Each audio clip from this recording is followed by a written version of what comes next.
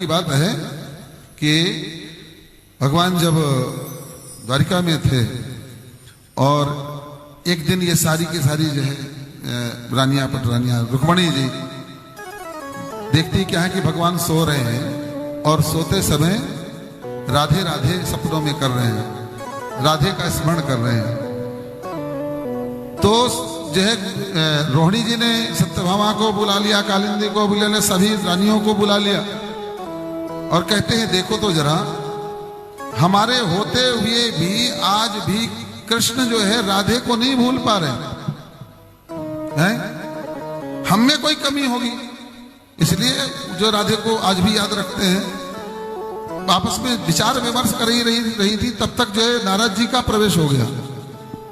नारद जी जैसे आए तो सबने प्रणाम किया। नारद जी ने कहा देवियों क्या बात है, आपके चेहरे में उदासी क्यों है? बोले गुरुदेव आपसे क्या छिपाना, मगर ऐसी बात है हम लोगों के होते हुए भी आज प्रभु हमारे राधे रानी को सपनों में याद करते हैं। हमें हमारा सपना नहीं आता इनको, हमें ऐसी कौन सी कमी है? क्या ठीक है ये? माना कि विवाह के पहले इनके जो कुछ भी संबंध रहे हों, है ना, मगर इसके बाद में अब तो नहीं होना चाहिए। नारद जी ने कहा बात तो ठीक कहती हूं, चलो देखते। और जाकर के जैसे ही भगवान के पूछते हैं, आप लोग चिंता मत करो, हम अभी प्रभु से पूछते हैं।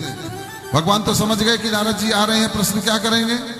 उसके पहले ही जैसे नारद जी प्रवेश किए भगवान के कक्ष में, वैसे भगवान पेट की पीड़ा का बहाना करके लौटने लग गए। नारद जी ने पूछा, बोले प्रभु क्या हुआ? बोले नारद जी पेट में हद से पीड़ा हो रही है। बोले प्रभु आप तो दूसरों की बीमारी, दूसरों की पीड़ाओं को दूर करने वाले हैं, भला आपकी पीड़ा को कौन दूर कर सकता है?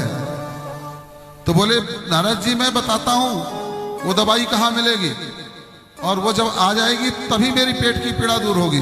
बोले वो दवा कौन सी है? बोले मुझे चाहने वालों के चरणों की रज मिल जाए तो मेरे पेट की पीड़ा ठीक हो जाए। तो बोले अब यहाँ कौन सी कमी है महाराज, यहाँ तो सब आपके चाहने वाले हैं, है ना। अब भी गया अब भी आया, और बाहर निकले जैसे नारद जी, सभी जो है रानियों ने कहा, बोले नारद जी पूछा क्या बताया? अरे बोले अभी वो पूछने जांचने की बात छोड़ो, अभी एक समस्या खड़ी हो गई है, प्रभु के पेट में पीड़ा हो रही है और उनका इलाज यही है कि उनके चाहने वालों की चरण की रज मिल जाए और उसको घोल करके वो पी लें तो पेट की पीड़ा ठीक हो जाएगी। सभी रानियां एक दूसरे का मुंह देखने लग गई। बोले ये बताओ नरक में जाना है कि अपने चरणों की धूल हम अपने पति को अगर पिलाएंगे, भगवान को पिलाएंगे, तो हम तो नरक में भी जगह नहीं मिलेगी। और सभी एक दूसरे का मुंह देखने लगी, मगर कोई भी हिम्मत नहीं कर पाई कि चरणों की रज दे सके। मुंह झुका करके नारद जी अंदर गए। बोले प्रभु यहां तो नहीं मिला। बोले फिर मैं बताता हूं कहां मिलेगी आपको है दवाई। नारद जी आप ब्रज जाइए, ब्रज।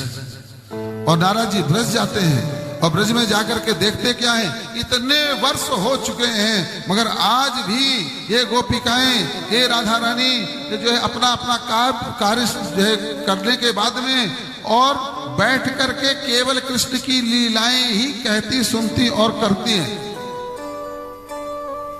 बाहरी इनकी भक्ति को जो है नारद जी ने प्रणाम किया, और नारद जी ने जैसे प्रवेश किया तो सभी उठ करके खड़ी हो गई, प्रणाम किया। बोले नारद जी बहुत दिनों बाद दर्शन हुए, बताइए कहाँ से आ रहे हैं? क्या द्वारिकापुरी से आ रहे हैं? कैसे हैं हमारे प्रभु? बोले हाँ आ तो रहा हूँ देवी द्वारिकापुरी से ही, मगर एक समस्या है, भगवान कृष्ण के जो है पेट में पीड़ा हो रही है और उनका इलाज ये है कि उनके चाहने वालों की चरणों की रज मिल जाए, उसको घोल करके वो पी लेंगे तो पेट की पीड़ा ठीक हो जाएगी। तो राधे रानी और गोपिकाओं ने एक सेकंड का भी समय नहीं दिया। बोले जल्दी जल्दी अपने धूल में पैरों को जो है उछट करके और लगा करके और झाड़ करके जल्दी पोटली बना के दे दी। बोले जल्दी जाइए प्रभु, मगर हमारे प्रभु की पेट में पीड़ा नहीं होनी चाहिए। वो स्वर्ग और नरक की चिंता नहीं की कि स्वर्ग जाएंगे कि नरक जाएंगे। और जैसे लेकर के नारद जी पहुंचते हैं वो दवा, तब तक भगवान मुस्कुराते हैं और कहते हैं, नारद जी ने कहा नारद जी आपके प्रश्न का उत्तर मिल गया कि नहीं मिला? आप जो मुझसे करने वाले थे मैंने पहले ही प्रश्न का उत्तर दे दिया। नारद जी मेरा कोई अपना नहीं, कोई पराया नहीं है, मेरा कोई कुटुंबी नहीं, मेरा कोई जो है बंधु बांधव नहीं, जो मुझसे प्रेम करता है वो मेरा है? और राधे रानी और गोपिकाएं ये निष्काम प्रेम, इनके अंदर कोई कामना ही नहीं, ना स्वर्ग की, ना नरक की, ना किसी प्रकार की कोई कामना है। तो भगवान तो प्रेम के अधीन हैं। हरि का भजई सो हरि का होए।